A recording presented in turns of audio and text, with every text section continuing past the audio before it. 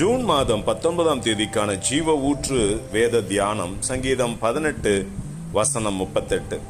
அவர்கள் எழுந்திருக்க முடியாதபடி அவர்களை வெட்டினேன் என்பதே.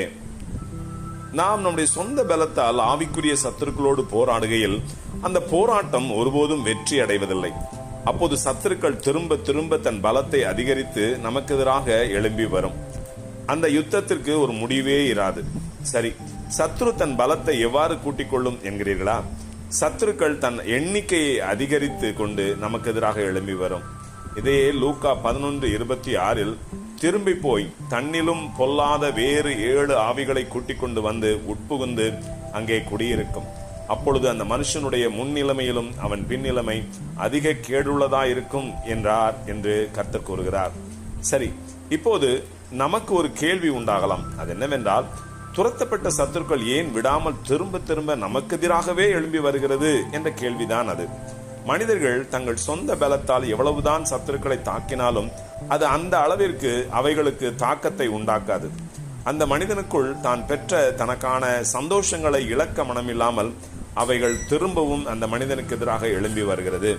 சரி, அப்படியானால் சத்துரு திரும்ப நமக்கு எதிராக எழும்பாதபடி அதற்கு நிரந்தரமாக முற்றுப்புள்ளி வைக்க என்ன செய்ய வேண்டும் என்றால், உறுதியும் கூர்மையுமான பட்டயத்தால் சத்துருக்களை வெட்ட வேண்டும். இதே சங்கீதம் 149:8 அவர்கள் வாயில் கர்த்தரை உயர்த்தும் துதியும் அவர்கள் கையில் இருபுறமும் கருக்குள்ள பட்டயமும் இருக்கும் என்று வேதம் கூறுகிறது. ஒரு ஆவிக்குரிய யுத்த வீரனுடைய கையில் இருக்கும் அந்த கூர்மையான பட்டயம் என்பது என்னவென்று பார்க்கலாம். எபிரேயர் 4:12 தேவனுடைய வார்த்தையானது ஜீவனும் வல்லமையும் உள்ளதாயும் இருபுறமும் கருக்குள்ள எந்த பட்டயத்திலும் கருக்கானதாயும் ஆத்துமாவையும் ஆவியையும் கணுக்களையும் ஊனையும் பிரிக்கத்தக்கதாக உருவ குத்துகிறதாயும் இருதயத்தின் நினைவுகளையும் யோசனைகளையும் வகையறுக்கிறதாயும் இருக்கிறது என்று வேதம் கூறுகிறது.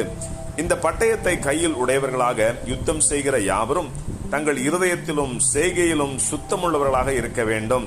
இதையே உபாகமம் 23:9 நீ படையெடுத்து உன் சத்துருக்களுக்கு விரோதமாய் புறப்படும் போது தீதான காரியங்கள் எல்லாவற்றிற்கும் விலகியிருப்பாயாக என்று வேதம் கட்டளையிடுகிறது.